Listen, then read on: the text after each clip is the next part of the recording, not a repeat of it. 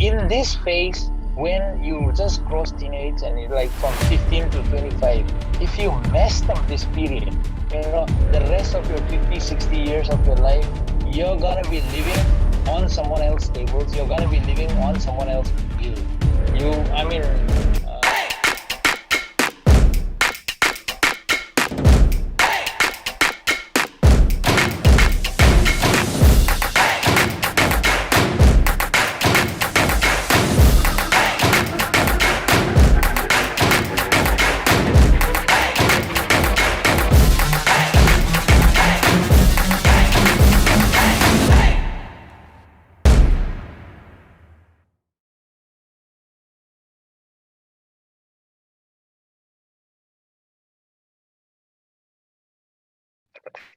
As the generation changes, everything changes. Lifestyle, talking style, requirements, thinking style, views, everything.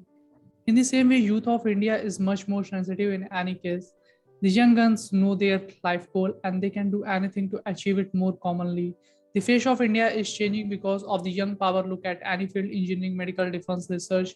The young guys are making their own benchmarks, even in politics. Hello and welcome to the Honest Talk by Freak Folks. I'm Harsh Pandey. For this particular session, we have with us very special guest, popularly known as Miracle Man in Manipur, Mr. Armstrong Pame sir.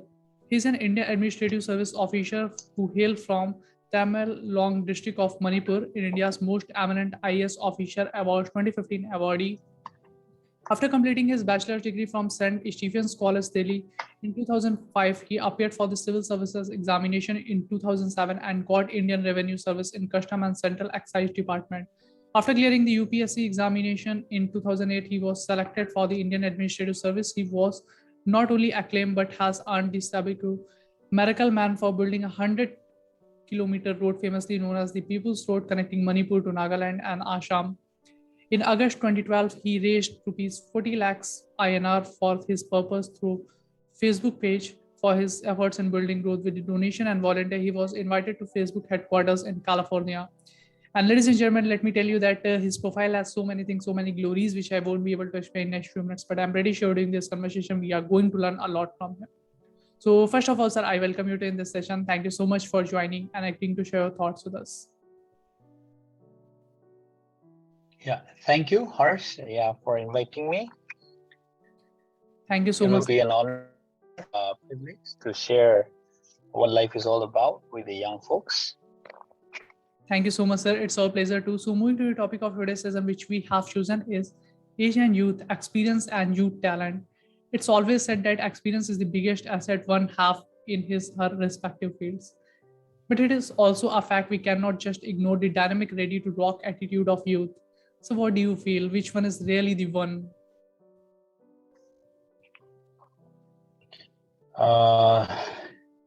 It is for the youths to choose life. If you want to choose to live a meaningful life, it is all up to them. Or if you want to choose a life where you do not find much meaning, rather spend your time just living for yourself, it is up to them. So it is the time of your youth where you make the best part of your life. When you choose to struggle a little bit more, when you choose to invest a little bit more of your time and resources to discover your talents, to see that what you are going to achieve in life will be a benefit not only to yourself, not only to your family, but to the people around you.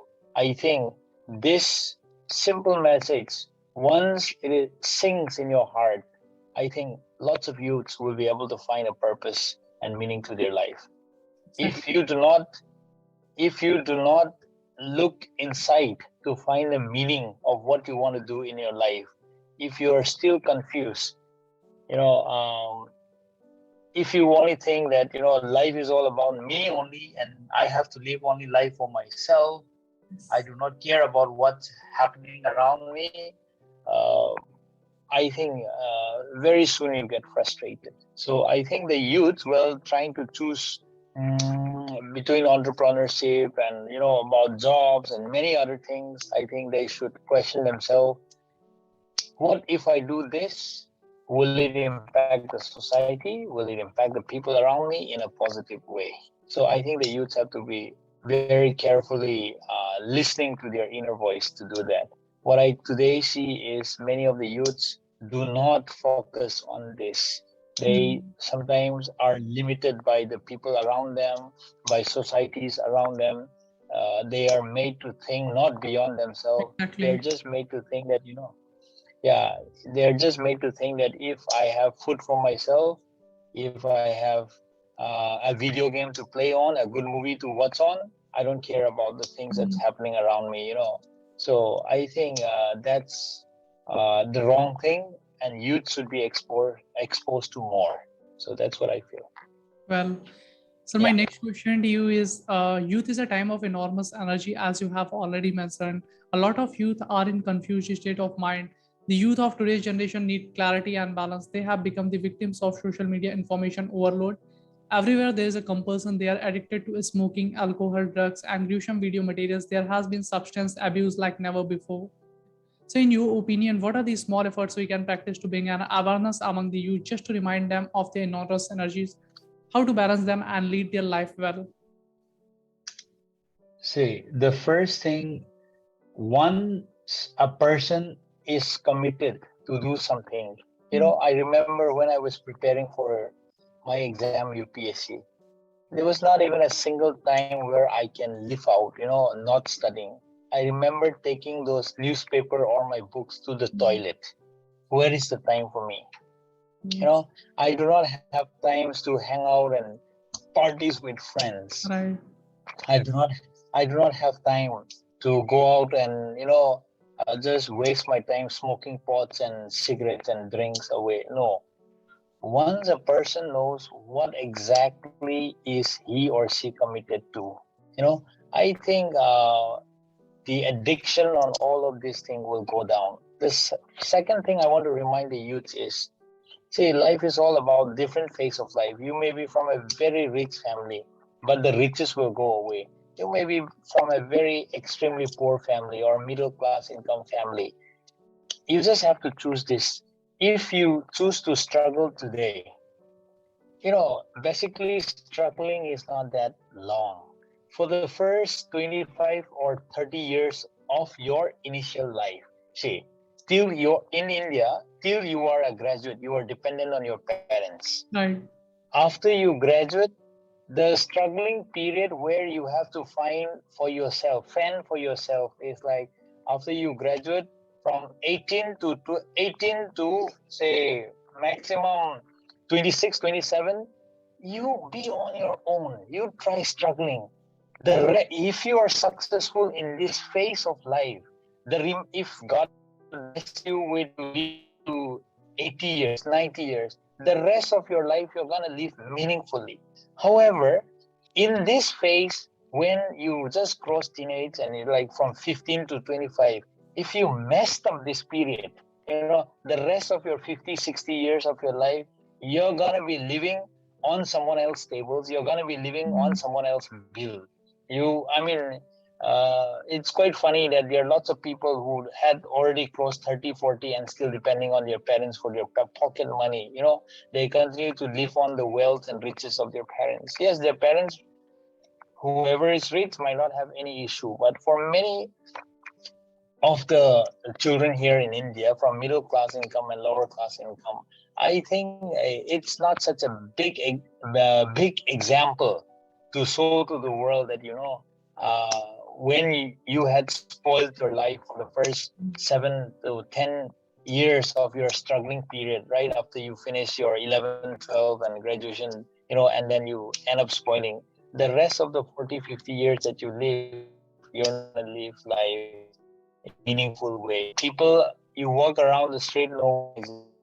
You come to some colony, no one cares who you are. The day you die, people will hardly know your name. So I think that's a life, that's not the life you and I choose to live. So if there's a struggling phase for the first, after you cross 17, 18 until 25, 27, you really, really give the best part of your life there towards achieving your dreams. If you want to be an IAS officer, go for it. If you want to be an engineer, go for it. If you want to be this and that, give your 100%. So this is extremely important. And folks, yes, we're all addicted to social media, but we have to learn how to control.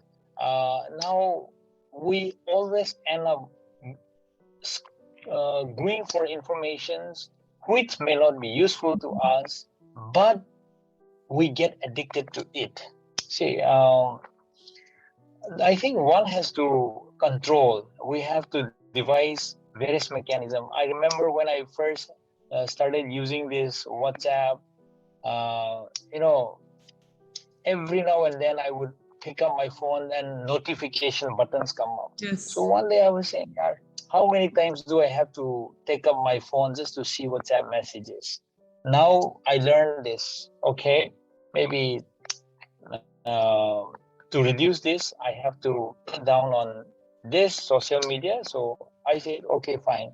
I muted the notification. Now I don't have to watch every time. So it gives me a lot of space to do a lot of more work. Facebook, lots of people are using Facebook, Twitter, and Instagram just for writing everything about their lives. In fact, in Instagram, Facebook, and others, you are more interested in others' life than your life. You want to see what others are doing. People are earning money because you're watching them. So see, I use Facebook most commonly because I get my work done. I do this to get my work done in the sense that, if you have gone through some of my Facebook posts, I do most of my, little activities that I do through Facebook. Some of the good friends that I met so far were connected with me from Facebook, and we've been able to do lots of things. And that is how Facebook also recognized us for this effort, and we were able to raise some funds through this. So when you know how to use social media in a very useful way, go for it. However, let it not end up spoiling your life. So you have to try cutting down on them. Then other thing is about the use of intoxicants and all. See, folks, friends, young people, do not get addicted to it. I'm not telling you should not smoke, you should not drink. Occasionally, once, in a while, when you catch up with friends and others in some parties, well, you can, but there are types of intoxicants which I strongly feel you should not get into, like smoking pots and taking cocaine and others. And of course, smoking as such is bad. I urge the young people not to get into all of those, especially those really, really, those type of drugs which really have a long-lasting impact on you. Don't spoil your health. And lastly, keep yourself busy. Keep yourself busy. If you're busy, you won't have time for so many of these stupid things. If you're good at reading, if you love reading, go read. Yeah. If you're good at gardening, find a place to do gardening. There are people who just have 10 feet by 10 feet garden, and they're able to raise the whole vegetable requirement for their family. Do it. Who is stopping you? And I used to tell the young people, if you have nothing else to do, go and start collecting cow dungs. At least you can, provide manure to some plants in your house, and you can at least grow vegetables. I used to tell them that, because we're buying everything that we eat from the market. So why don't you grow on your own? If you absolutely have nothing to do, go and start searching for those cow dungs, and at least, you will be doing something beneficial to the family. I have learned a lot from some of my friends who had finished masters and came back home, and then they wanted to do gardening. They wanted to do vermicompost, and they're now earning in lakhs, doing all of these things. So young people should find something to do, not only waiting for opportunity to be thrown from heaven. So I think we should look out for opportunities continuously. Indeed, Self. This was really a very insightful answer from your side on many levels. And I'm sure the viewers those who are watching this session, they are surely going to find this insightful and interesting as well. You have stressed on many important things, which I really wanted to talk in this conversation. And you have actually talked and stressed on those things. So to be very honest, I'm very happy and impressed. So my next question to you is, choosing a career is one of the most important decisions you will make in your life. It's about so much more than deciding what will you do to make a living. So in your opinion, what are those crucial things which one should consider when choosing a career? See, for me, it was a very clear decision in my case. I grew up from a difficult place, poor family, so always had been this. I always have been convinced that I should be an IAS officer. I gave my best. I did it, and I become one. So thank God for that. Of course, not everyone becomes what they actually want to, but I think one should continuously strive for the thing that they want to achieve in life, even if not immediately that they are in a position to achieve. You know, one's life goals keeps changing. It's not a constant thing. See, after I become an IAS officer, it's not that my dream stops here. No, I continuously dream of this and that. So I think goal has to keep going for the Right. life's career. So the thing career, I think first of all, you should not be forced into because of societal compulsion or family compulsion. You will find it absolutely boring if you choose something which your family force you and you absolutely do not like it. Okay, so I think one has to find some passion. Number two, in India, of course, I agree that um, there is lots of prestige attached to in the government service. So I do not know when will this notion go away, because slowly our country is also becoming more corporatized in a sense that more and more opportunities are being given for the MNCs and private corporate sectors. So and now the way the government is functioning also, it's like if you look at government's policy today, in many of the big offices, they do not recruit grade 4 employees anymore.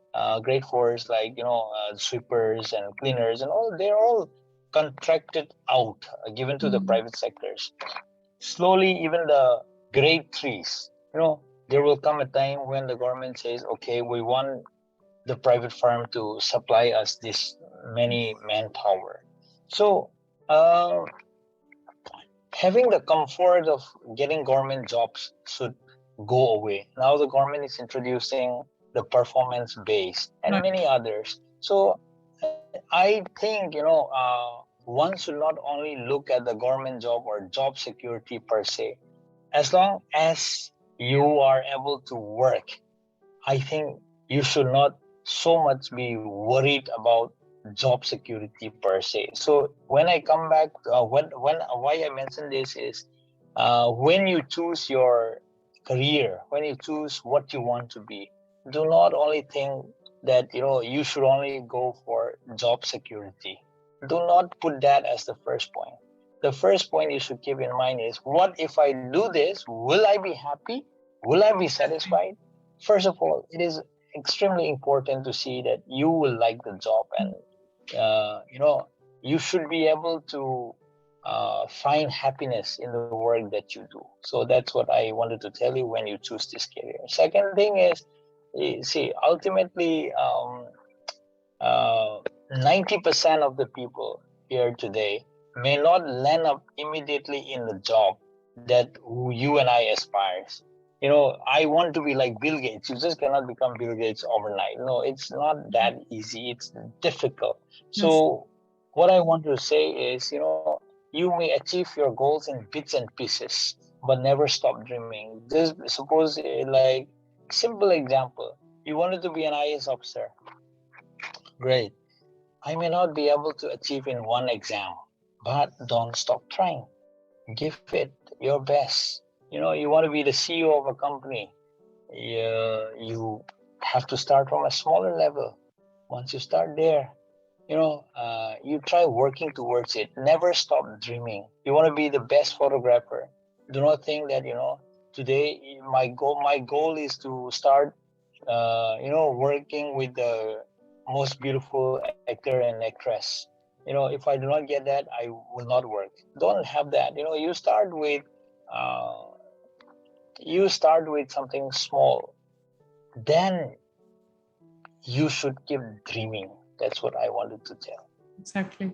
Sir, as you have mentioned that about this society, sir, my next question to you is society has molded us into such a narrow one-dimensional way of thinking because we were raised to believe that the only way of prosperity was to choose a career path and work our way up that ladder. Don't you think we are always encouraged to chase money and job titles, but never pushed to evaluate and consider what we want our actual lifestyle to look like?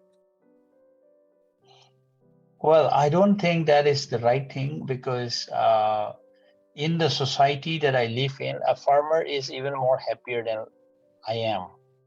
A farmer, my relatives living in my village where the road condition is still very bad, where they have electricity 3 months in a year. 3 month electricity 3 months in a year.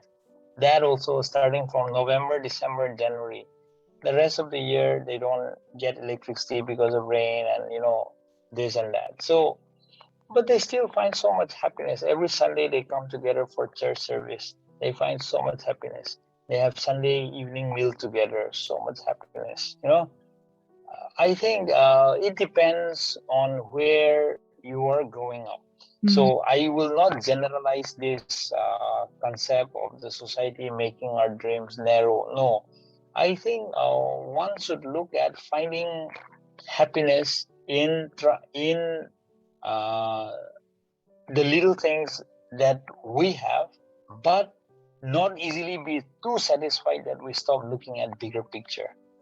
You may achieve this today, be happy about it, but don't stop dreaming to achieve big. That's what I wanted to tell you this. Right. So society in many ways have, yes, um, you continue to live only in your apartment. You don't care about your next neighbor. You play loud music. You don't care if they were sleeping or awake.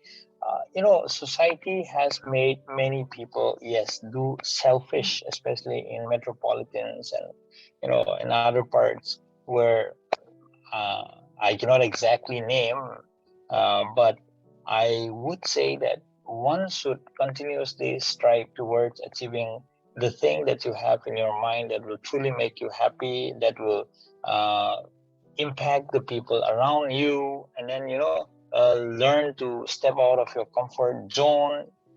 So I think these are the things that one has to take up as we grow up. Right. So you have mentioned the term, actually coined the term entrepreneurship in your first answer, and I've been always been very fascinated by this term. So my next question to you is: any career path requires training, whether you are an accountant, an office manager, or an airline pilot. Becoming an entrepreneur is no different. The skill required to be good at entrepreneurship are not exclusive. They can be applied to almost any field of work, even in the corporate jobs in government as well. Do you support the idea of entrepreneurial teaching as a part of higher education? No, if entrepreneurship becomes a syllabus, Yes. it is no longer an entrepreneurship, right?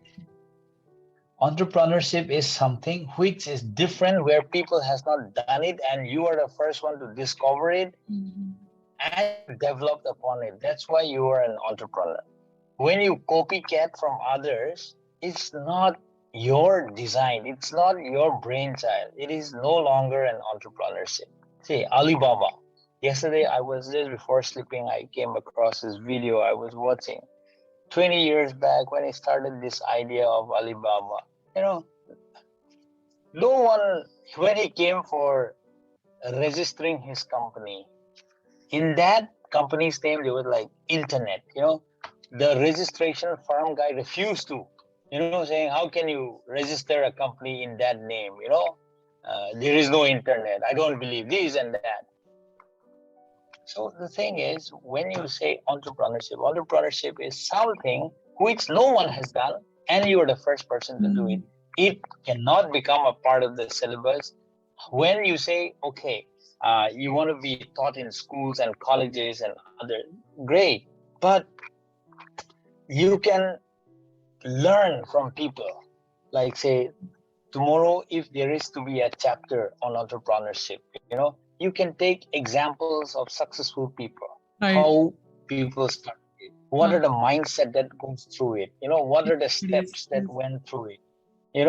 Look at Elon Musk. It's like he is inventing new thing almost every 6 months or every year. I think it's because he has the ability, maybe genius, to think beyond the box. Who in the world would have thought that space tourism would one day be successful? According to what's happening today, I think we will no longer be needing a flight because a rocket will come up. It just takes you, say, Manipur. Today I came flying 4.5 hours from Imphal to Delhi. A time will come when I just have to sit there in Imphal airport, and then the take it off takes me in like what, 5 minutes to Delhi. Next I open my eyes and I'm already in Delhi. Days are not far. So the thing is, all of these things can, become a part of the syllabus. This will encourage more people to think differently, not only the usual way around. So it's like this. If Ram is married to Sita, in question, they can frame you, who is Ram's wife?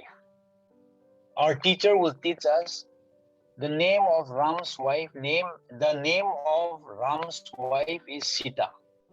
Now, there are thousands of ways to put an answer in such a way that the meaning is the same. Sita is Ram's wife.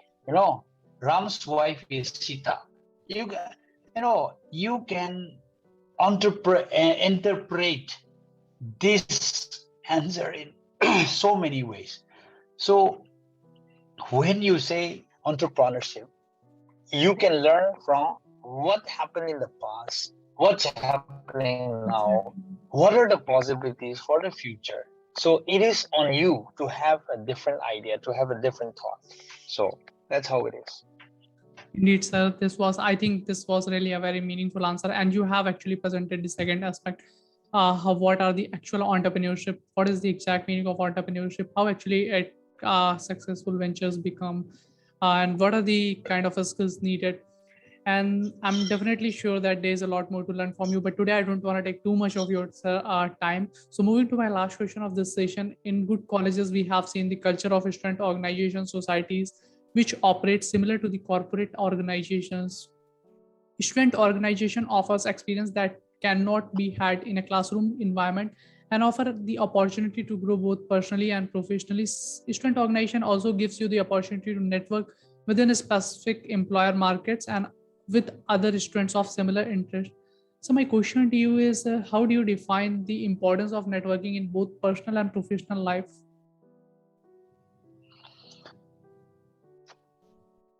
You want me to give an answer in relationship to students union, college life, or? Yes, actually, it starts from colleges. So you may relate from college, and then you may apply. What are the kinds of opportunities we can get being connected from the different different domains of the people. See, however smart you are, if you are not a people's person, if you do not know how to connect your ideas or sell your ideas, you will not be successful. That's why all the jobs, like UPSC or any other, they always have in the end personality tests, right? When you are in college, if you are never a person who goes out to interact with friends, never being in a college function, however smart you are, when you pass out, your name may come out first in the merit list. People will find, oh, who is this? We don't know. So I think building an interpersonal relationship is extremely important. Those are the, when you are a human, you have a body. you know, you have a flesh on you, flesh and bone on you, blood on you. That defines your college's life. But the clothes, the how you carry, all of these forms and makes all of these are made by the interpersonal relationship that you build around in colleges and in societies. So these are extremely important. This will give you an experience, will open up a gateway of opportunities for people to know you. And if you do not have all of this, your college life becomes very boring. Exactly. Your college life becomes redundant. If you're only to read books, you can as well stay home and read books, right? I remember when I was in college, I was there for many of the programs, even, but for some of the, yes, I attend most of the classes, but for some of the papers, attendance were not compulsory. I remember out of 53 classes they had in a year, I just attended 2. See, just to pass the exam on 50, I still got 37, because I thought it's not important to attend. Right. So what I mean to say is, but I still did well in exam. I could study, I could learn. If you're just to learn and not make friends, or you don't give, you don't care what's happening around, I think that's wrong. College life is one time of your life where you can build the best of friends, where you can have the best of experiences. So I think all of these are important, and this will reflect back when you are in the job actually. Whether you are a team player or whether you are a person who is so seclusive to yourself, all of this will be reflected again from what you did in college. So I think those things are important. Indeed, sir. It was really a very wonderful and inspiring answer from your side. And I'm sure the people, the viewers, those who are still in their colleges, they are surely going to find us insightful and surely going to apply in their life as well. Thank you so much, sir, for joining and giving your important time. It was a kind of healthy conversation with you over the topic. We look forward to conduct more such sessions with you in future. Thank you so much, sir. Thank you. Yeah, God bless you. Thank you. On the ground is where I stand. Never give up, that was always the plan. It's so cold outside.